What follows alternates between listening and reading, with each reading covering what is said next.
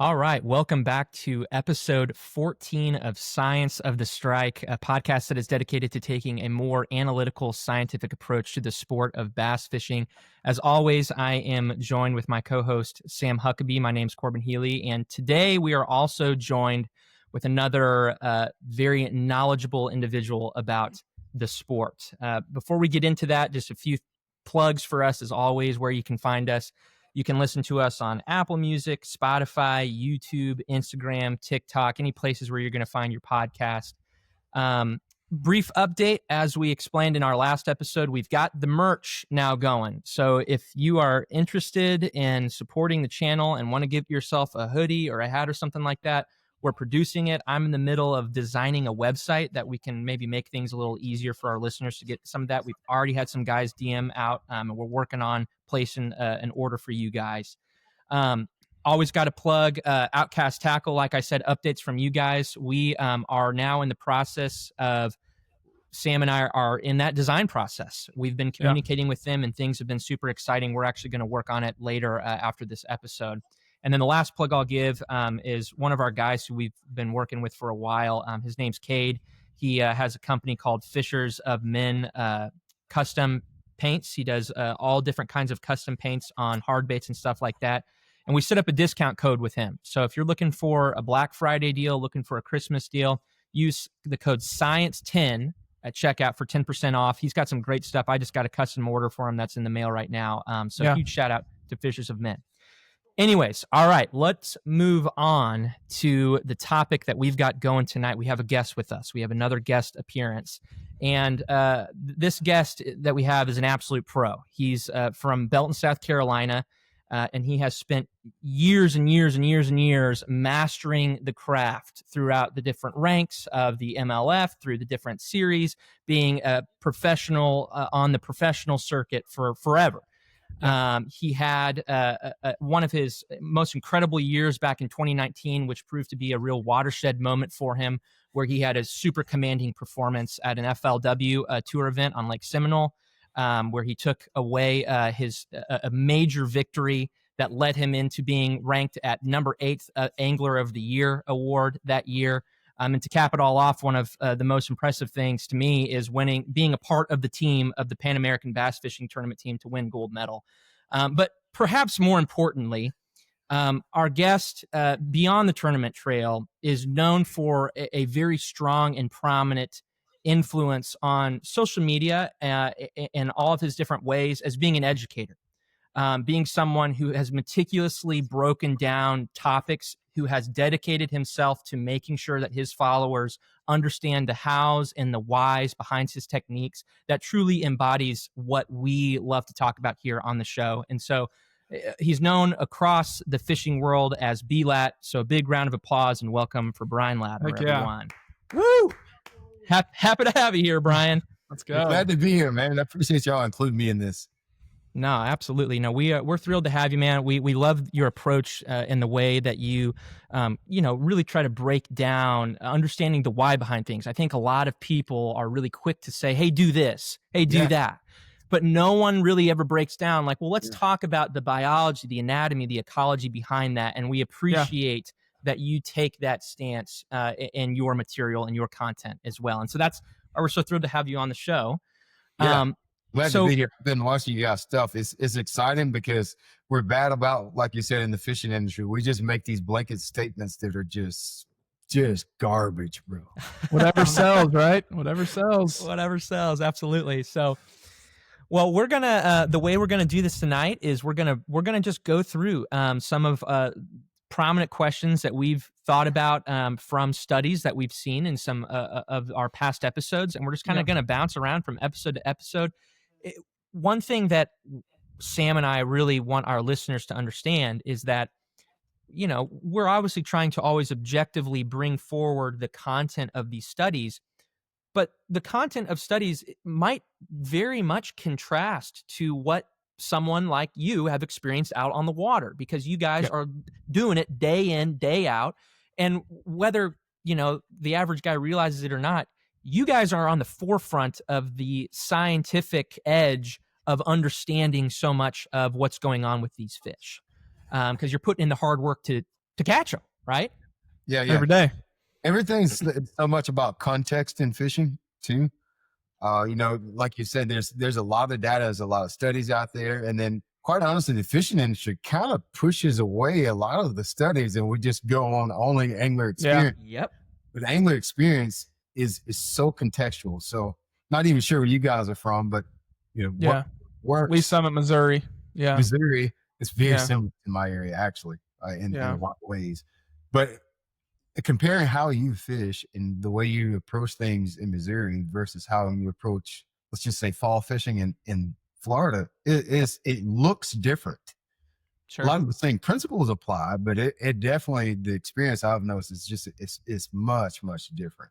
Absolutely. Yeah. Absolutely. In some way, not every way, but in some ways it is. Right. For sure. And that's the importance of having someone like you on the show, to be able to give us that kind of context that we, Corbin and I, do not have yet in our fishing careers. We have the knowledge of studying everything and every resource under the sun, trying to make these podcasts for everybody to try to educate, but we want, the real world application to be talked about as well. So that's why we're bringing you on today. Perfect.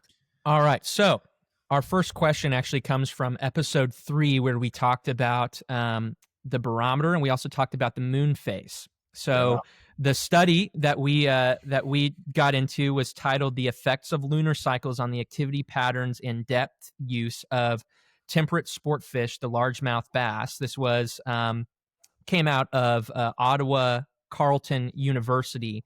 Now, the first interaction that we had with you and our channel was when you commented on one of our shorts that was actually about this, and your comment read, "I'm so glad you're talking about this because I haven't found a correlation on moon phases alone in 25 plus years." I just can't figure it out.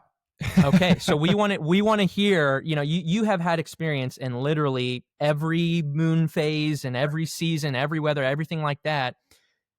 Do you put any weight at all into moon phase? Talk to us about if you do, why you do, or if you don't, why you don't.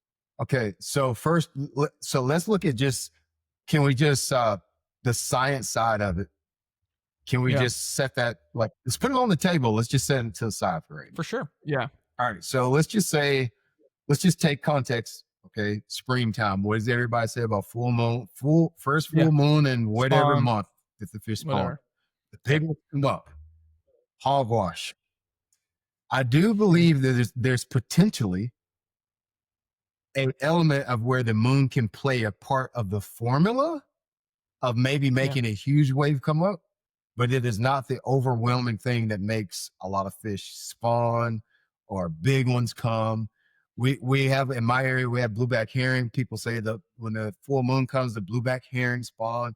Dude, all of that, I have not been able to link it together to where when this moon happens, the fish do this. Furthermore, as an angler, if the moon has some type of influence, what do I do as an angler? Because I don't really care what, as science says, let's say the science does say that it affects them. Okay, now what do I do? And far as I know, I'm going to do the same thing regardless if they're coming or not. So it doesn't matter to me. So if you're like when so let me give you an example. So we just had it last year. We had FLW, a Major League Fishing tournament at Hartwell, my home lake, in the spring. It was like March. The fish are going to be spawning. I don't know what the moon phase was. I don't know what the barometer was. I don't know. Don't really care, because when it gets to mid-March, I am going to be looking for the fish regardless. Right. Yeah. Full moon, new moon, half naked moon, black moon, red moon. It doesn't matter. Big, small, so as an angler, I don't see what I can do to mitigate moon phases.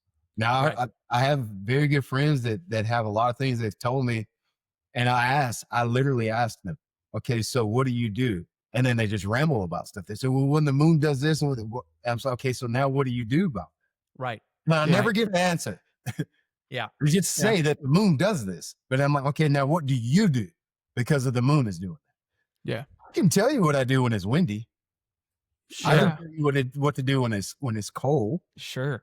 I can tell you what to do cloudy. I I can tell you how I adjust as an angler. For the moon phase, I don't have an answer for you. That's all I'm saying. Yeah. Well, I'll tell you this: your opinion aligns with the science, because that study that we have read, and multiple studies. That's just one. Yeah. All say the same thing. So you are not alone in that opinion. So what's interesting is that there has somehow over time been this evolution of this idea that it does affect things. No study that we have found has said that at all. And I'll tell you actually what's even more interesting. I'll go one step farther.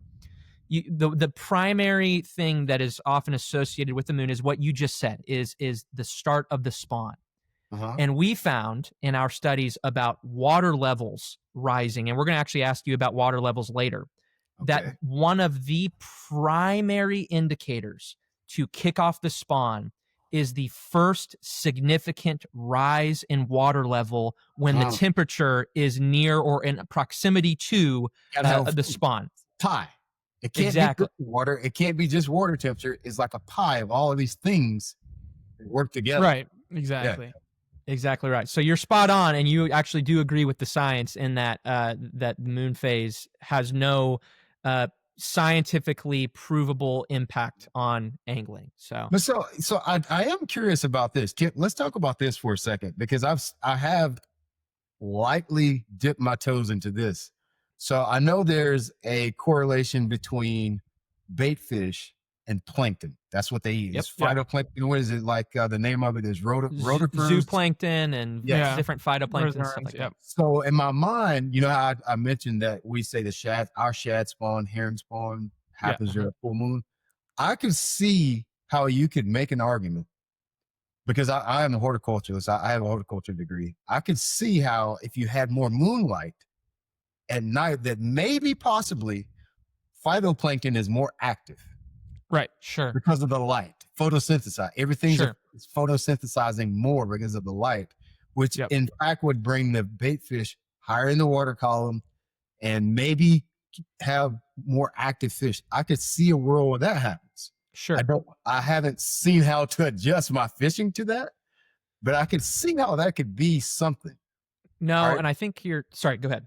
Well, it's going to make a completely different point. Go ahead. I was just going to say that you're spot on, and one of our episodes that we want to do is going to be all about the phytoplankton in the water. We haven't done one yet, but what I will tell you is that in some of these studies about the moon, we actually found that crawfish are more active in fuller moon phases, likely associated with the more movement of phytoplankton.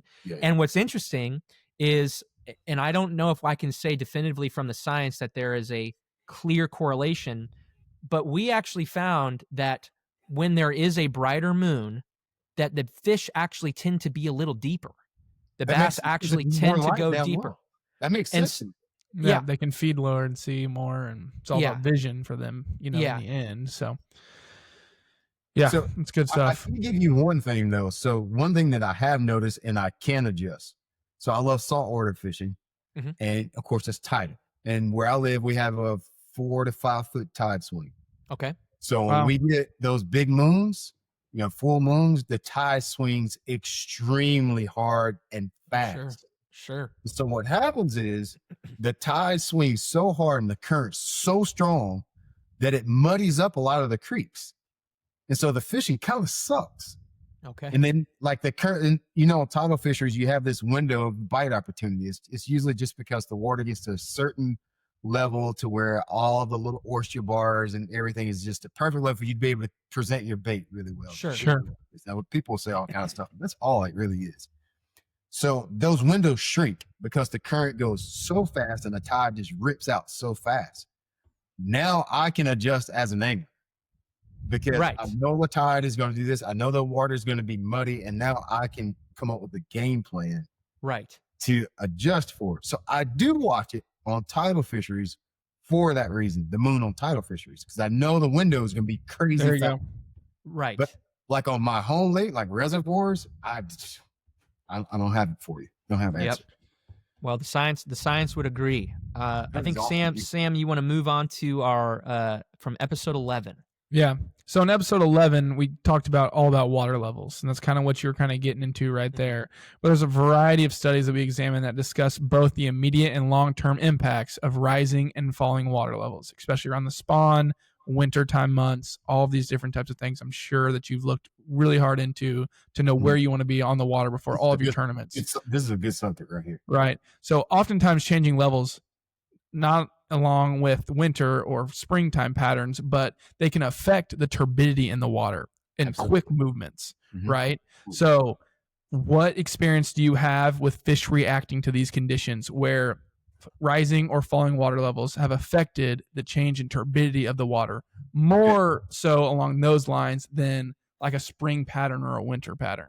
So I have a lot of stories about this. I'm probably going to be lengthy on this one. So that element what you're talking about right now, if I would have understood it better earlier on in my career, I would have made a lot more money. Because really, everywhere that we go, there's some Tennessee River lakes, which is for having big, tour level tournaments. Yeah, the water moves 6 inches, a foot, and that's a lot. So I don't have experience with water movement in the Carolinas because our lakes they do drop drastically, but it's very slow over a long period of time. Sure. So Lake Hartwell right now, it might be 4 to 5 foot low, which is great. I like for our water to be low. Exposes all the good banks, all the red clay, all the rock, all the bank transitions, exposes all of that. Fish is honestly better. So this thing about water level is very contextual. When I started traveling to a Kentucky lake, Sam Rayburn, all of these lakes, I found out that water movement affected the fish drastically compared to what I have here in South Carolina. Really? How they move, when they spawn, in the wintertime, how they don't move. Yeah. And it has a lot to depend on what type of lake it is. So I'm going to give you a very horrible experience. That 2019 season that you were talking about in the beginning of this podcast, we started off with Sam Rayburn. Sam Rayburn was butt naked high that year. This mug was high. It was high at giraffe booty. Yeah. Oh my God. So, every Bassmaster that I ever watched, every article I've ever watched, everything that I ever said, go to the bushes, right? That's what I'm supposed to do. This tournament was a January tournament. Yeah. I go to the bushes 3 days in a row, like 10 bites in 3 days. Oh, wow. Them joints ain't there. Yeah. And I'm like, well, how can they not be there? And the water is 15, I don't remember what it was, but it was dummy high that year. Okay. All right. And so I remember, long story short, I finished like 1,000 in the tournament. Okay. 1,000. So I get back at the time. I have to credit Gerald Swindle and Wesley Strader. I want you to think about the tournaments that they've won and think about the area they grew up in and fish. Just use that for context. I remember talking to Gerald. I was like, Gerald, what's going on, dude? I threw a spinnerbait in the bushes for 3 days. I flipped bushes. I never had any bites. Like, what was going on? Come to find out, in the wintertime, when the water level rises like that, on flat lakes in general, lakes that don't have a lot of contour, Sam Rayburn's kind of flat. It's really flat when you get out of the main river. Yep. The fish stay where they are. Oh, interesting. Okay. On reservoirs, a Beaver Lake, same thing happened to me lake in like a 2017. You can go back and look. Booty butt naked high, almost to the point that they canceled the tournament. They were getting ready to cancel the tournament because we couldn't get out of the bridge. Wow. It was maybe March, April tournament. Yeah. And those reservoirs with a lot of contour, the fish go with the water. Right. Okay. Which is what happens here. Yeah. Yeah, exactly. In Missouri, they go with the water. Don't try them on those flat lakes. Don't try that. Yeah. It's cold. So interesting. With the water. That's so interesting. So the one study that comes to my mind on this episode that we did talks about how the fish, what you said on the latter part of that is that on those lakes that have structure like trees and things like that, that when the water rises, that because of the influx of cover, they tend to go up. But that is a really interesting real world experience about the contour of the lake making a play into that. Context. That is so interesting. It's context. So The science is definitely right, because let's say Tennessee River, Kentucky Lake is notorious for this.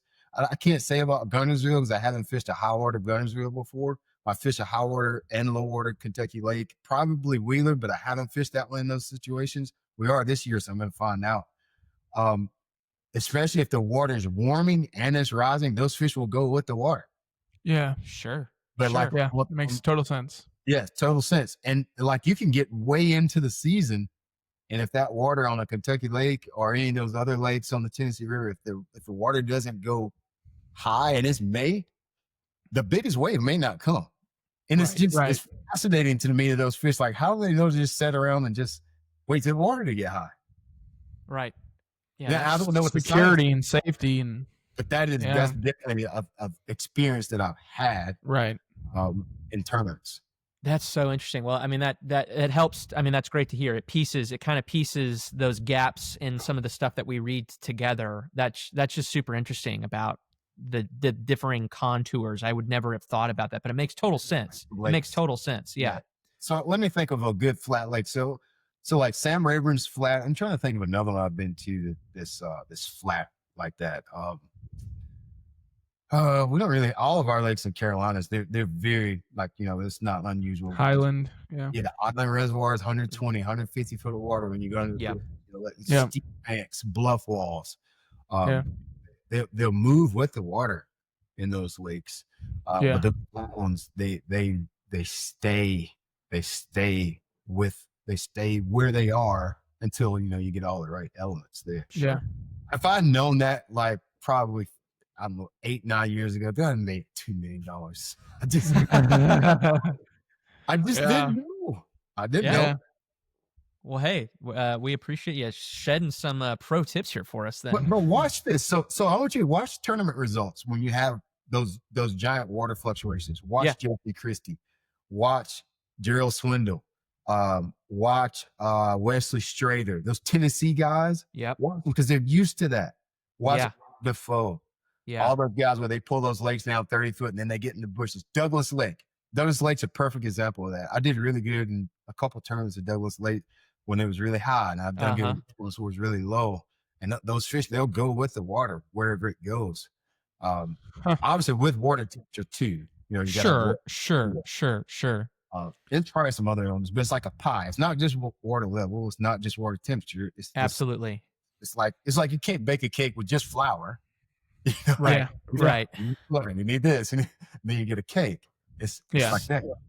So one thing that Sam and I have talked about doing, and we've slowly started to put it together because we've had people actually like reach out and say that they would like this. And if we make one of these, we'll have to send it your way.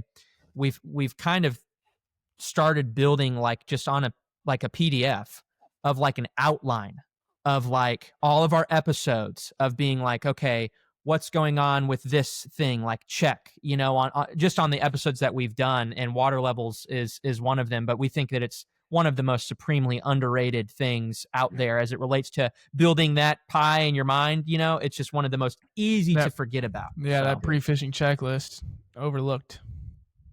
Yeah. So I want to move on to another, a very interesting topic that I know that you have got a lot to say on. So this actually comes from our very first episode, which was about vision. Okay. And there are lots of great studies all about vision. One of the most predominant studies is a study that is called Seeing Red, Color Vision in Largemouth Bass, that was published as a master's thesis in 2018 in the University of Illinois. And what that study talks about through different dissections and experimentations, we now know that bass have what's called dichromatic vision. So humans have trichromatic vision, where we can see the red cones, the green cones, and the blue cones, whereas bass only have those red and the green. And so obviously, so much of the fishing industry is designed to catch fishermen rather than catching fish. And we think that this is one of those greatest areas. So knowing that you are familiar with how bass see in reality compared to what, mainstream tackle media tries to push towards people, how does that play into your tournament fishing? How does it play into your lure selection? Yeah. How does it play into colors, into marking things with dyes? Walk us through your process with color at a scientific level, knowing that you understand the difference in those cones. Yeah, that is a really hard one to articulate, is how I actually put it into play. I always tell people color doesn't matter until it matters. Sure. I know that's so contradictory. Like there's days where it doesn't matter that much, and there's days where it absolutely matters. As an angler, science is on the table. I understand the science is there. Right. But it's like there is where we need to use the science, and there's days where we need to just put it to the side. And most of the time, I found that it doesn't matter. It doesn't need to get a lot of my energy. Okay. Does that make sense? I don't know if I'm articulating. No, that makes absolute sense. So yeah, let me ask you a follow-up then. That makes total sense. Are you more inclined though would you say to gravitate towards matching the hatch out of the gate, or do you kind of have a more rhythmic set of color patterns for your primary baits that you're just most comfortable with? I would love to have something really cool and deep to say, but it's all experience based. I've caught fish on this color. Yeah. I do. It's confidence. Take the same little. It's confidence, and the confidence, but we got to go a level deeper. The confidence. Where did the confidence come from? Right. It worked. Right. So I have history. I have these files that I've downloaded over years of going to places, and it's just like this little subset of colors and baits. Okay. But when you start looking at the science of why you got confidence in these baits because of why they worked, it starts to make sense to why they worked. Okay. Does that make sense? Yeah, but it's very rare that I spend enough energy in the science of colors during my fishing. But I'm curious about colors. Okay. So like I don't ignore it. Like I'm very curious about why. Like why in the heck are you biting fluorescent pink? Why is it chartreuse? Why blue? Why? I'm very, very intrigued by all of that. And then when I started digging into the science, I was like, And so, in my opinion, why the pinks work good, why the chartreuses, why these neons and fluorescent colors work so well is a lot of us getting the bite as an angler has to do with attention. It's in our mind, we think the fish are processing as matching the hatch. And there's times I'm sure where that is the deal. Sure. But I feel like there's so many times where they bit the worm because that got their attention. He saw it, he felt it. There was vibration, there was sound, there's vision, got the attention of the bass. It's opportunistic. Yes. Yeah. And we use those colors as drawing power. The glide bait guys have figured that out. Yeah, they're onto it. They use the size to get the attention. Yep. Yeah. Finesse guys will use colors oftentimes to get the fish's attention to get the bites. Now, on this this area you're talking about, the science of colors is so intriguing to me. About the fluorescence, the UV light, the water filtering certain colors, how red looks different. It's not necessarily a water death, but if you don't have light, do the colors matter at all? Because you like the colors that if you were to take 10-foot visibility and you would take a camera down, if you stick a GoPro in most lakes below 10 foot, I'm pretty sure it'd be black. Sure. Very dark. Right. Very dark. Right. Yeah. Right. So in my approach, the deeper I go, usually the less I worry about colors. That makes sense. Less light. Yeah. The shallower I am, the clearer there, the more light I have available, the more I start to pay attention to colors. But the science part of it is so deep, it's a little tricky to understand. No, it definitely is. And one thing that I'll add to about what this study suggested and came out with that is totally in line with exactly what you were talking about, getting the fish's attention is the power of contrast. Yes. So these fish, these fish, what they did is they trained these fish to attack different color cue cards, right? And they tested their ability to accurately go to a certain range of colors. Some colors they could remember and could distinct very, very well, could differentiate very well, reds and greens and blacks and whites. But here's what is just so interesting to me is when they took the color out of it, when they gave these fish a panel of 5 achromatic colors, aka they're just gray cards, Right. but they matched the same light reflectivity as a red or a green or a yellow or a blue did, they still were able to approach the cards with high degree of accuracy because of the contrast in the shades. Okay. Isn't that interesting? Yeah, And so it just totally goes with exactly what you're saying, that so, and it's the same with the glide baits, right? I mean, not only is it the size of the bait, but it's the contrast that they're seeing of the background of the water column. That's why those hot pinks and those bright chartreuses and bright whites get so much attention, as you said, as the light gets worse and worse, deeper and deeper. Yeah. That's what stands out the most. And Sam and I toil over. You look at these. Think of a spinnerbait, right? Yeah. And you think of a spinnerbait that's got 7 different shades of green pumpkin. And it's like, there is nothing matters with that. That is now, if you've got a black and a white skirt on a spinnerbait, that makes a significant difference, or a red or a green. But it's just all about contrast with that stuff, which is so interesting. It's transformed our fishing. I mean, we are so more willing to throw those kind of offensive colors. Yes. Those ones that pique that curiosity, Right. Do you have any like situations or stories that you can tell us about maybe getting out of your comfort zone with a color for that like intention to maybe bring out that contrast, or something that might be against the norm color wise, but was proved to be successful for you? Nothing as of recent. So Okay. you have to remind, like, I think most people think I'm definitely not one of the young anglers anymore. Like I remember a lot of the baits and colors when they came on the scene. I remember when Morning Dawn got caught. Oh yeah. I remember when the drop shot hit the scene, at least in the South. I remember a lot of those. I even remember when the trick worm came out. That was a big deal. When Zoom came out with the trick worm, that was a really big deal in my part of the country. So a lot of the wild moments happened a very long time ago. I haven't really run up on that, I would say, and this sounds like an exaggeration, probably in the last like 15 years, still 2010, Oh, wow. like 2010. The only thing that is pretty popular in our area, my little microcosm of the country, is like a fluke style bait and chartreuse for schooling fish. But it's just because that chartreuse looks probably a more brilliant white. Right. Is exactly right. right.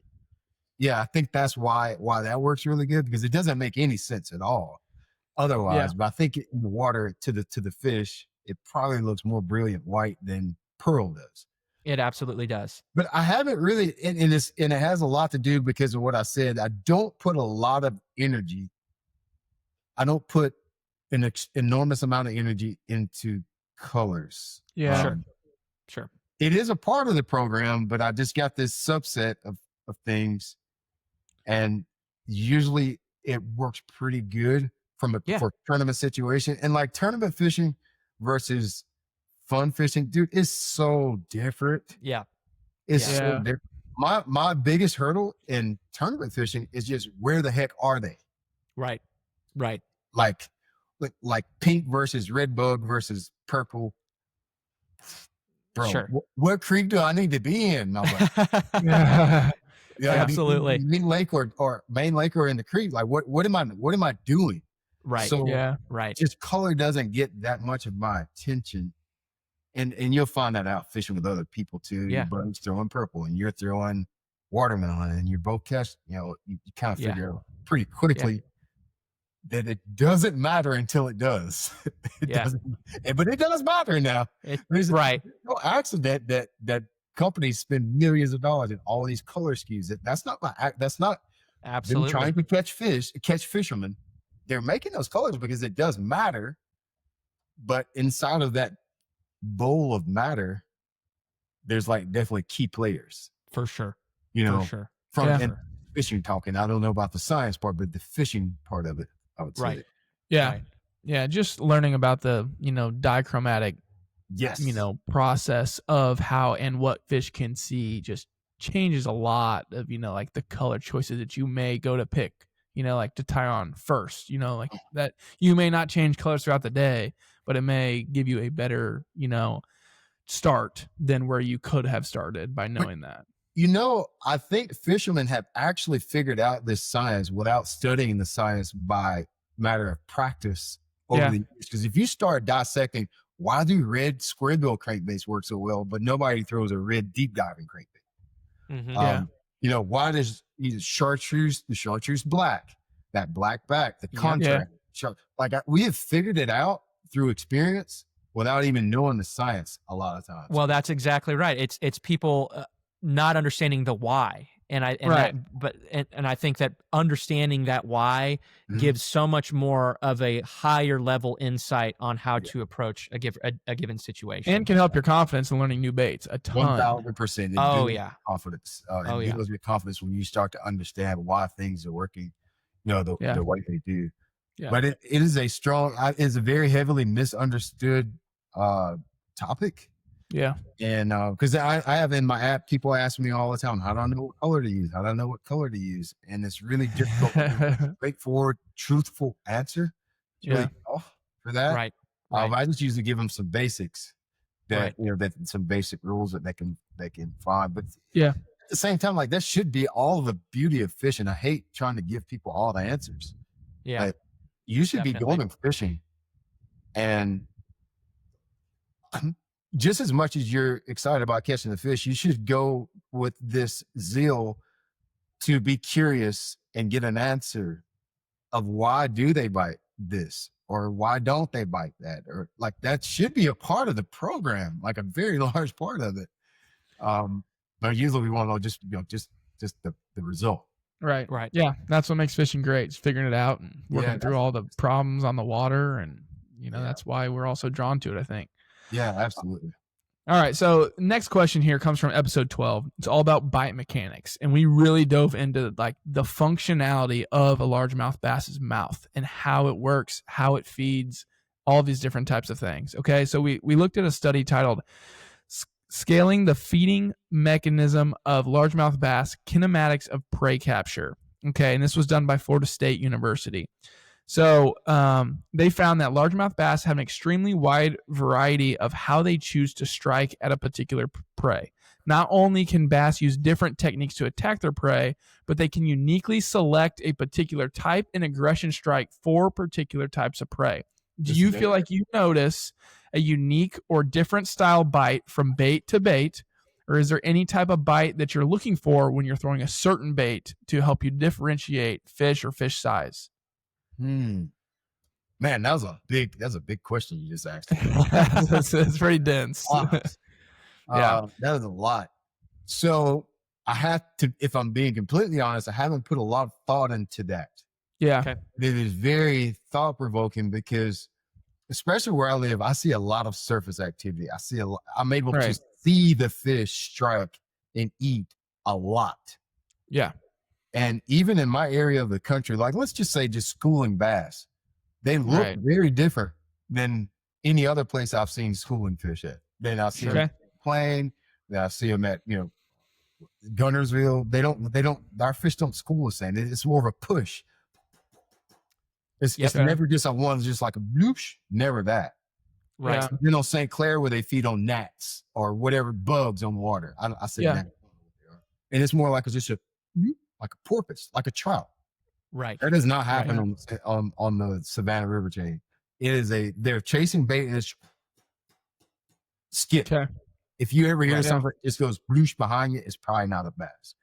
It's always multiple jumps. So just listen to yours. I never even thought about bite mechanics. That's a whole new concept to me.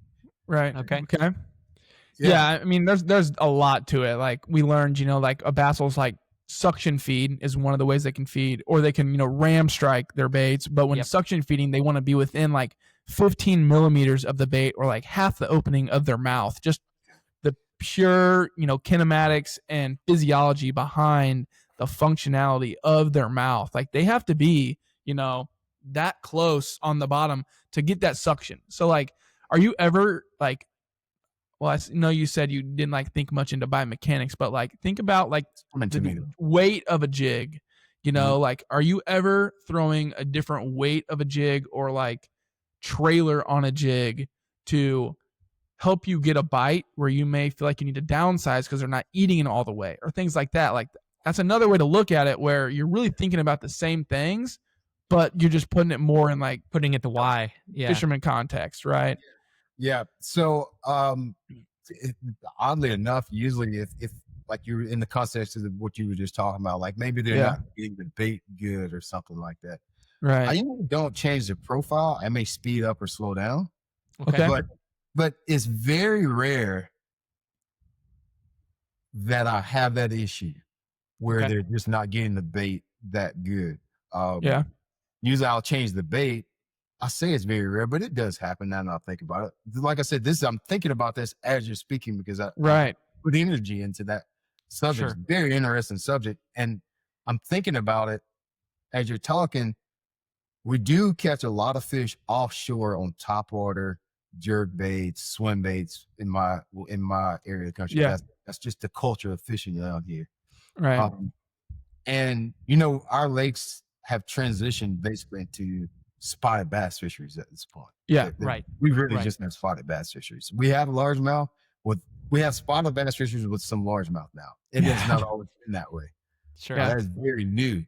And so because of that, our bait presentations have adjusted over time. You see a lot more spinning rods. You see a lot more. You're throwing some big baits still because like the big pencil poppers are very synonymous with this area. Right. And our fish are bad about ramrodding into baits, as you're talking about. Yeah. I hate throwing like a fluke style bait on a single hook because they just ramp. They're just jumping over, doing all these things. But however, like a drop shot, I don't know if you guys do. I'm pretty sure you do this in your area of the country. I've been taking people out in my app catching fish, vertical fishing. We call it doodling around here, taking a worm down 30, 40, 50 foot. Oh, yeah. Table Rock has that a lot. Yeah, just doodling on the bottom. That bite is nothing but pressure. Right. There's no doo-doo. There's none of that. Just weight. It's just weight. Heavy. Yeah, it's just like a rubber band. I always tell people because I took a guy, Ray Brunetti, a couple weeks ago to do that. He's from Florida, of all places. Doodling. And I was like, Ray, this is going to feel like a rubber band. You're going to be shaking that worm, and it's just going to feel like somebody took a rubber band and started pulling it. It's not a doo-doo, none of that. Yep. But to your question about the size of the fish, if I do feel that doo-doo that you're accustomed to feeling, those are usually smaller fish. Yeah. If you get a feeling, it's usually smaller fish. But the ones that are just pressure, it's usually at least you're better than average fish. But that bite feels totally different than the jig bite. Right. Well, so you want to hear something that's interesting that actually the science supports what you're saying on that feeling is that in a different study separate from the one that Sam mentioned, there was a high-speed camera examination on the overall speed, force, and power of a bite of bass at a variety of different sizes.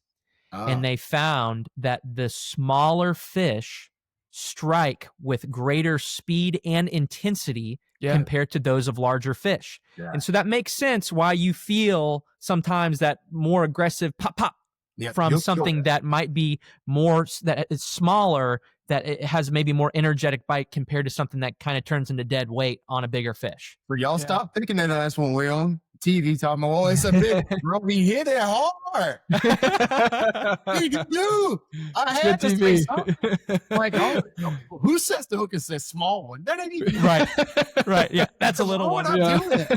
There is nothing that is exciting about going set. Oh, that's a small one. No, that's like you're trying to talk it into existence. That's probably heck yeah. You're like, that's a good one. You're like, man, please. Exactly right. Please. That's really what you're doing. Nobody talks about it. That's totally off subject. But this idea is very interesting. I haven't really put a lot of thought in. I'm going to start paying more attention to this, like bite mechanics. I will say this. Let me tell you what I have experienced, though, along this same subject. I think it's in the same. I think I'm staying on topic. I apologize if I'm not. No, you're good, man. So I've been telling you, we've been doodling. It's great for people that are new to fishing because it's also visual because we're using our electronics. So it's just you're visually stimulated all day long. Yeah. Yep. So a lot of times we'll see a fish on the grab. I'm like, Ray, drop it down. There they go right there. It'll come 1 fish, 2 fish, 4, 20 fish are coming. They're all falling to the bottom. First thing Ray wants to do when he sees them falling down, like we're fishing 30 to 40, these guys bait it like 20. He sees them all falling. He wants to shake it in front of their face in 20. Yeah. Don't do that. Run it all the way to the bottom. Yeah. The only way you'll catch them is go all the way to the bottom. And my theory is they use the bottom to pin things against. That's what glide bait people have figured this out. What do glide bait guys? They love to fish bridges. They love to fish seawalls where the bass can take it and run it up against. Like 100%. Jason, you in a room, I would try to run you in a corner. 100%. Push you against the wall. If you were just running around my yard, I couldn't really catch you that good. So like you will not catch those spotted bass most of the time if you run it down and try to stop it at 20. Sometimes they'll get it before it gets to the bottom.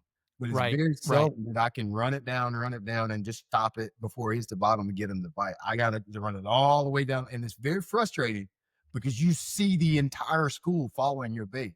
Yep. And you want to stop it. And you cannot do that. You have to let it go all the way to the bottom. And then sometimes work it for like 8-10 seconds, 20 seconds, and then they'll finally get it. But I think it has good stuff. To do with bite mechanics. Oh, no, I completely agree. And I think just overall, I think it goes to what we say pretty much every episode, which is people don't give these fish enough credit, and that they're intelligent enough and capable enough to be able to make a informed decision as to, I'm going to corner this thing down because this is my environment. And, this is where I live. And I understand that I can have a better striking ability with something to push it up against. Yeah. And so I want to, go ahead. There's one other thing we need to talk about here. And more that I'm listening to you guys, I have talked to my guys in the app about this because where I think bite mechanics play, I've never heard that verbiage before. I love that because that's a great way to frame this. It plays in how you target different species. 100%. Yes. So 100%. Spotted, the largemouth, huge. Yes. What did you just talk about the largemouth, how they suck the bait in? Right. Yes. Largemouth, they're notorious for being, I like to always think of them like alligators. Alligators don't run out and try to hunt down prey. They sit there, they wait for you to come across and bam, that's how big mouth. About the same way. They set in a laydown. They set under a dock. They sit in the hole of grass under lily pads, and they sit there and they wait. Overwhelmingly, now I know that there are largemouth that roam in school. That thing I know, but overwhelmingly, the way that if you look at the way the fish is designed with the big mouth, his jaw structure, the tail, everything, he's kind of clunky. He's the butt. Yeah. He sits still and waits for things to come by. And spotted bass, small mouth. The smallmouth have a small mouth so they can root around in the rocks and things. So what are smallmouth notorious on the Great Lakes? You find a rock, you got the small. Yep. In the boulder. It's right there in front of our face. Yeah. Like, that's what clicked. I used to freak out on fishing northern fishers because I'm from South Carolina, bro. We got like 8 smallmouth. Okay. We got like 8 smallmouth. And then like when I started thinking about the science, I was like, Brian, you could actually make this easy. Sure. Like I never fished with smallmouth where I can't see the bottom anymore. Yeah. No, but I'm just looking for rocks. No, for sure. Yeah. For sure. Definitely. The fish is designed for that. Now the way they're shaped, they can free roam, and like spotted bass, they're notorious for being fast swimmers. They like open water. They love the clearest part of any lake because they're visual and they're fast. They're very, they're like the track runners, soccer players. They're more like that. Right. So you can use what you know about bite mechanics to target species. So like that's where the science like comes together. Right. 100%. Very much so there. Yeah. 100%. So I want to pivot to talking. We're probably going to ask you maybe two more questions here. So one of the things that Sam and I have done is we think that it is critically important in order to be a better bass fisherman, to not only understand the anatomy, biology, ecology of largemouth bass, but also to understand their prey. And so we have a little internal mini series that we call our prey series. And we've done episodes on shad, crawfish, bluegill, and most recently we did our last episode on crappie. And one of the studies that we did was titled Food Habitats of Largemouth Bass at Big Creek Lake. And it's actually an older study. It was published by a guy in 1978. And in that study, it found that one of the top prey species, now, again, this is a microcosm at this specific lake. Right. One of the greatest prey species consumed by largemouth bass was crappie. Now, that study also revealed that while the consumption rates of bluegill are still statistically higher than that of crappie, it is irrefutable that crappie are one of the most highly consumed panfish by largemouth bass. And so, what was brim? Wow. Well, and they still are greater than crappie, but because crappie are so frequent in literally almost every region of the country, we wanted to ask you, Sam and I tend to think that crappie patterned lures are one of the most underrated, underutilized lures across the market, across the industry. And so, do you have any experience with crappie baits? Do you have you thrown any on tour? Have you seen guys who do? What's your stance on targeting this more niche, bait fish that is just less prevalent as it relates to patterns out in tackle? Let's think about this. Are we doing it and not realizing that we're doing it? That's a great point. I think we are doing it unconsciously. So I think that's a great point. All right, I want you to think about. I have a friend of mine, Clay Batson, who he has hit on this several times over the last 10 years. Florida is probably one of the best crappie fisheries anywhere in Florida in the country. It's just people don't talk about it. But you'll see if you go out in January, February, there's people everywhere diving minnows and lily pads. What's something, Brandon Medlock? What's something that's very popular in Florida in the spring times? Flipping them big old jigs. Yep. Yeah. Yep. And listen, I remember a lot of times you'll see guys flip those white ones in the morning, say all the shad spines by the white ones. Is that why? Yeah. The big old crappie. Yep. Clay has said this, my buddy Clay, his name's Clay Batson. He fished in like Toyota Series and a lot of local tournaments. He hit on this like 10 years ago. He's like, Latimer, I really think those fish are eating crappie. I think they think the jig is crappie. I think the jig is crappie. Think about some of the lures that we're fishing. Yeah. Is it possible that when we're saying that it's representing a brand that maybe the spinnerbait, for instance, we're talking about a shad. How do we know that they're not interpreting that as more crappie? 100%. Yeah, very good point there. I think we have figured it out unconsciously. We're just not throwing a pattern, which in my experience, any patterned lure just seems to yield less bites. Don't have science behind it, but don't give me a crankbait that looks exactly like a brim on the side. I won't throw it. Oh, interesting. Really? Okay, that's really interesting to hear. The image, like the 3D image. Yeah. Really? Wow. It could be my mind now. Let's be clear. Sure. It could be my mind, but I don't want that. But if you because it limits it to just that, are you saying you won't throw that because it limits you to just throwing something that resembles that one species, and you'd rather throw something that can resemble many? It's just here. I'm Yeah. down. Well, and hey, that's a super fair reason. I mean, we all have our things that we have more confidence and more confidence, or less confidence in. But I think I think you're absolutely right. I mean, I think that these fish, I mean, the science studies that we have read reveal that not only are these bass eating crappie, but some of the bigger fish in the lake are eating crappie because of the rate at which crappie grow compared to bluegill. Yes. And so we have found that some of the largest fish in the lake are targeting those big plate size crappie, targets. I've never thought of it that way about how they are probably just already assuming that something could be crappie, based off of a fast moving, square bill or crankbait or chatterbait or whatever. Hold on. Think like go a little deeper. What's everybody's doing the forward-facing thing out in the middle of the lake? Guess where the crappie are? Out there in the middle. Yeah. Absolutely, Throwing they a are. 6-inch bait. Yeah. Big minnows are trending now. The zebra Right. 7-inch. Right. The hero is a big one. I mean, who's to say that they're not saying that that's not a crappie? Look at the colors that everybody's throwing. Those are miniature crappie. I could get behind that 100%.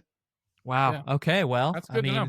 That's really that's super good to know. Yeah, we've been making a greater effort at doing that. I mean, our buddy Cade is painting some great crappie baits. We're trying to get behind that with all different kinds of stuff with what we're doing. So, think, like it even goes deeper though. I mean, this goes even deeper. So the science behind the spawn.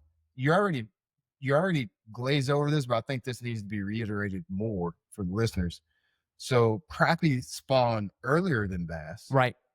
And they spawn extremely fast. Like you said, their fry grows extremely fast. Yes. Within a year. So think about this. Think about this when bass are moving up to pre-spawn. What could potentially be the most prevalent food source available to them when they're up? Dude, absolutely.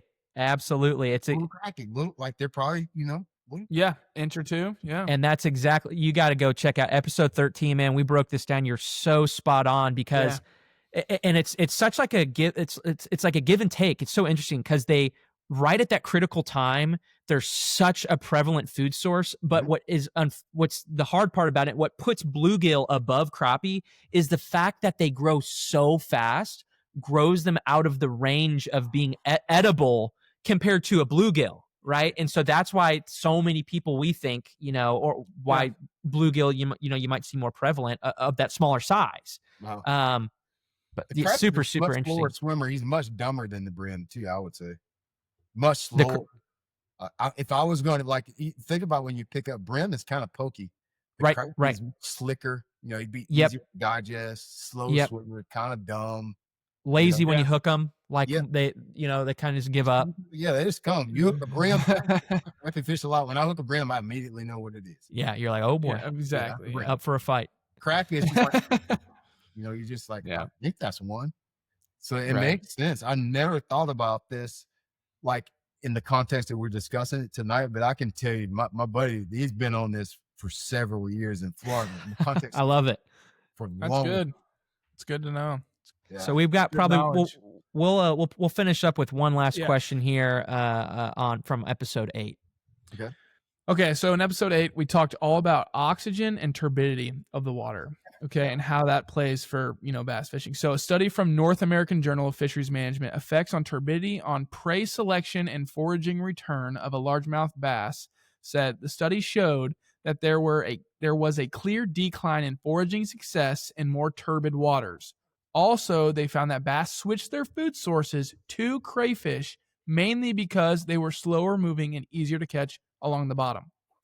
Do you have any experience in different water clarities, for example, Toledo Bend, Rayburn, St. Clair, or St. Lawrence, clear water fisheries, to where your experience relates to this, where once the water gets more turbid, that you've had to either switch baits, speed up what you throw, throw something different, anything like that? Always contextual again. Certain rates, I'm going to go to the dirty water. There's rates where there's turbid water. Absolutely not. Get the heck out of there. Okay. My experience has been very clear cut. If the lake has grass, typically don't want to be in the dirty water. Interesting. Typically, I'm sure there could Yeah. be instances. So, like, let's say you go to the Mississippi River, even Gunnersville is kind of outlier. You probably could catch them with grass in the muddy water there, but a lot of the lakes that have grass, Okeechobee, anywhere in Florida, get out of there for the most part. Generally Really? speaking, okay. I'm sure somebody will comment and say, "Well, Brian, I caught him, boy, don't you?" I'm just saying, Every like, episode. overwhelming. Like, Yeah. if we're gonna take it to the bank in Florida, you want to not be in that. And Okay. most grass fisheries don't find that up like Champlain, places like up north. You probably want to get away from the turbid water, Right. and grass fisheries. Where I live in the Carolinas, where it's rock, wood, and bottom transitions, Yep. let's go. Where is it Okay. muddy it's at? Because what it does is it positions the fish for me. They want to get beside something. Yep. They want to get beside a rock, beside a lay down, a stump, a dog pile. It positions the fish better for me Yep. in that dark water situation, those turbid situations. I also use this ideology, this framework that you're talking about to help me find fish at different times of the year. Because if an area is turbid, that means it's got fresh water flowing into it. So it either will cool down faster, it may warm up faster, it'll have more oxygen flowing into it, which could bring more bait fish because of the turbidity of it. Turbidity sound, you hear that, it could be a negative connotation or it can be positive. It can be both ways, but it's context. Right. It's context of what type of lake you're talking about. So I'm not even sure if I answered the question because I've been talking about it so much. This is something we talked about specifically with fall fishing. Right. We've been talking about more recently, but it plays in the spring heavily because a lot of times when we get those warm rains, those creeks that aren't dead end, the ones that have flow, can warm a little faster. Yep. So they might get a little bait in them. Yeah. You can use that to find better grass when we're in the spring, because if the water's warming faster, the grass is going to photosynthesize faster. Yep. So it's like there's a lot of layers to that, what you're talking about there. I don't even know where there's a lot of things to grab onto Right. that subject. So just quick question here. So when you get in that more turbid water, like say it's your home lake or whatever, are you going to gravitate more towards a bottom contact bait, or does that not play into that at all? Bottom contact, I wouldn't frame it that way, but I want some water displacement spinner. It's easy. When the water gets stained, I'm gonna crank, I'm gonna throw a spinner bait, a chatter bait, I'm gonna flip. Okay. Period. Interesting. Point blank. Point blank. Period. I like it. It becomes simple because I know that the fish are primarily, I'm getting their attention with movement, vibration, sound. So I don't need that many categories of baits for turbid water. When I go to the clear water, in my opinion, it gets complicated. I gotta start thinking about colors. I gotta start thinking about size and profile, quiet or less action. First thing we do as anglers when we tie on something, boy, look how good that thing swims. Yes, baits have no action. Right. No appendages. The best baits have no action. Yeah. At all. Yeah. And so now when I'm in clear water, I start to think about all these things. The action, is it too much? Is it not enough? Is it the right size sinker? Is it too heavy? Right. It makes more difference in the clear water because it's vision related. But when I get to stain, I eliminate a lot of different things that I have to worry about. So now I only got like 3 or 4 categories to figure out. Well, and it totally aligns. We did a whole study on lateral line and on how fish hear and using lateral line to feel in their auditory system, and those baits that you named stand out for a number of reasons, but one of which is going to be, for more turbid waters, for waters that are murkier and the fish have a less ability to see, relying more on those other senses, the auditory senses, and feeling the current in the waters created by a lure passing by or something like that. So that makes sense. I mean, what you're saying, your simplification, those 4 that you mentioned, like all align in a way with that principle of scientifically, when you have dirtier water, to promote something that might trigger those other reflexes or responses more than just vision. Right. Yeah. I think over time, like I've said this already, but fishermen have figured this out through trial and error. Yeah. It's been unconscious. They just don't know why. Yeah, They just don't know why. Never even paid attention to it, Right. But yeah, we've figured it out over time.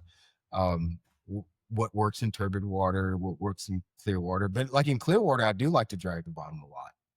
To answer your actual question that you asked, I really do like to drag the bottom a lot and consciously dragging the bottom. But I do like with my crankbaits in muddy water. I want to dig. I want to cause some commotion. Right. Yep. Water. Yep. Which is even there's a deeper layer to this conversation with lures. There's very few lures that we have that are silent. Yep. Yeah. Maybe 100%. All 100%. Some type of acoustic element to it. Every single one. There's no such thing as a silent crankbait. There's no such thing. Like spinnerbaits make noise. Yeah.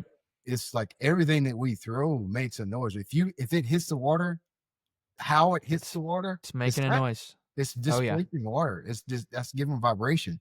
So all that stuff is a factor. When we think of noise, we think of rattles. No, it's swivels. Why do you think balsa plugs are so popular for cranking? A different sound. Yeah, that's why balsa plug can sometimes outperform plastic plugs or molded plugs. The sound, frequency, and the hooks hitting the side of the base. 100%. And honestly, man, again, you keep saying going deeper even again. Not only is it the sound of that, but we preach this all the time on our episode 7. We talked about memory. It's the sound of the trolling motor. It's sound of you stepping around on your boat. It's the sound of you slamming down a latch. It's the sound of your phone being on vibrate on the bottom of the boat. They can hear that stuff way more than they're hearing any sonar. They're hearing all that stuff, and people just don't understand it. They don't understand it. Think about this. If they can feel, I wish I had one. This little worm that we've been fishing, I've been talking about doodling. If a bass can find that 2.75 plastic worm in 40 foot, you think he don't feel that 20-foot falcon coming down the bank? He feels it.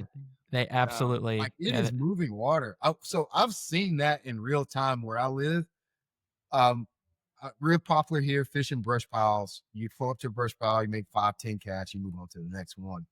One of the worst things that I learned, because these brush piles get a lot of pressure. They get boats and get traffic, especially on the weekends, just one boat after another, in and out, in and out. And so you can see this with our electronics. The worst thing that happens, and it's not that our sound scares the fish. Small bass are the most curious fish that I have witnessed. What happens is you pull up, you're all the things. Yeah. Yep. All right. The fish come to that sound. You pull them off the brush pile, now you can't catch it. They come to you. That's the problem. Yeah. So I remember probably this is before forward facing. I would say this is maybe 2007 to 2012ish. I used to fish team tournaments with my brother. Okay. And one of the things that we used to have to do when we were doing it, keep in mind back then, we're just straight up vertical all the time because it's all with 2D sonar. Right.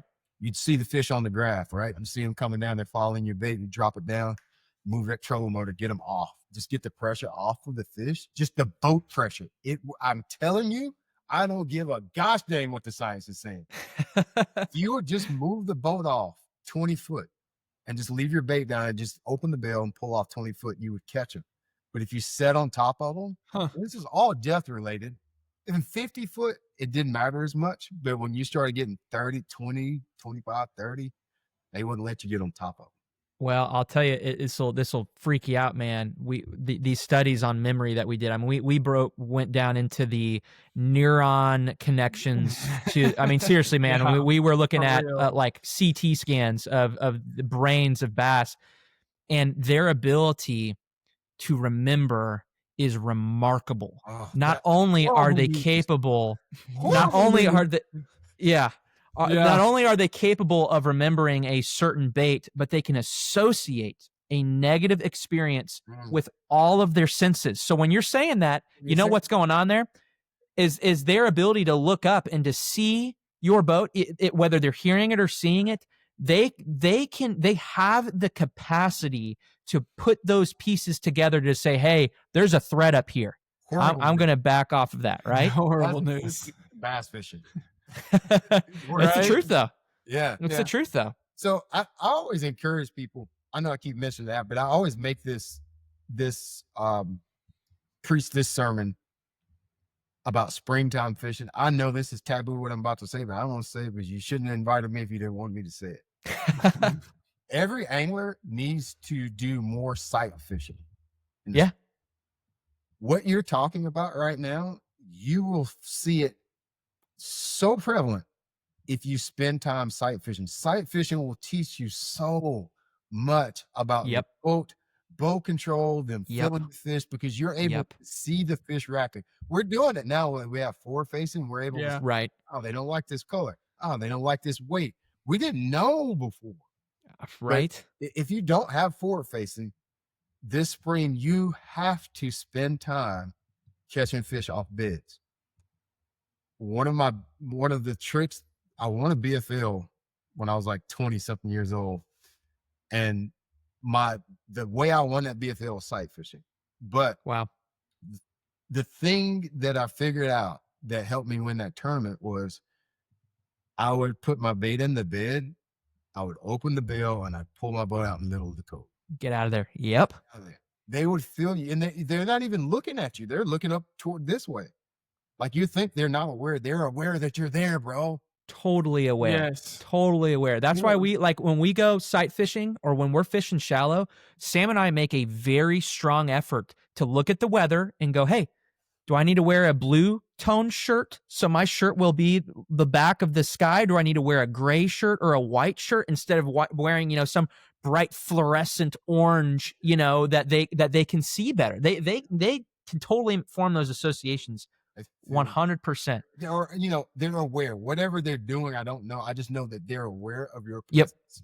Yep. So very much so. Fishing will teach you that. Fishing, doodling, if you got a lake where you can catch them in 30 or 40 foot, with your electronics, those are the schoolmaster to teaching you how your presence is felt by bass, because you can see them react. Flipping bushes and docks and doing some dragging Carolina reeds, it doesn't teach you enough about how bass are reacting, because you don't know anything the fish are doing until you bite. But when you're sight fishing, you see how a splash reacts. You see how long that sunbuck's got your bait before you even feel it. Right. Yeah, right. Sure. Right. You're like, why is it swimming off? You're like, oh shoot, he's got it. Yeah. Like, it will teach you so much stuff about line size and how that don't really matter. But I don't know. That's not for this podcast. I'm going there. I'm not even gonna do that to y'all. We'll go. That's funny. Like, you'll find out like how all of these things sit. I don't want that one to work. I know the science is there to support it. I can't make it work. That's all I'm saying. You find out so many things about bass through sight fishing because you're able to witness them react. Like, I can't witness a fish react to my crankbait. Right. Right. Fishing, I see everything. You can see everything. And those behaviors I have found have been congruent all year long. It's just spring we can see them. Yeah. Totally makes sense. That's all. Totally makes sense. Well, hey man, we've already gone over time with you. We want to be respectful of your time. So we just want to say, hey, we really appreciate you and your insight. That we've had an absolute blast with you. And we'll have to do this again and pick your brain on a whole nother list of topics. Before we head off, we wanted to give you the opportunity. Is there anything that you want to leave with people listening? Any plugs for your stuff going on? Just anything that you want to leave for our guys before we wrap it up? Yeah, I thank y'all for including me on this too. I don't take it lightly at all, because nobody has to call you. Nobody has a cure with anything that you have to say. So I appreciate y'all including me in this conversation. I'd love to do it again, because these conversations I get excited about them. Yeah, so do we. Nobody it's like bass fishing isn't talked about in this framework. Which is why we started this. That's why we're doing it. Yeah. Nobody is doing this. They're just saying their experiences, but like not going a level deeper into why experiencing what you're experiencing. So I appreciate what y'all are doing a lot. I for people watching, I have an app where I teach people how to fish. There's all different levels in my group, from people that fish banks that have just started fishing, kayak fishermen, and there's high level tournament fishermen. And my app is called the Straight Up Fishing School. You can find it on Apple Play. You can find it on Google Play Store. I guess that's right. Google Play and Apple Store. You can find the app. Maybe I'll give it to the guys, link to the guys here. Maybe Yeah, that'd be great. Put it in the comments or something. Yeah. Love to have y'all on the app, because these are the type of conversations that I want my audience hearing and thinking about. This is the way I want people thinking about fishing.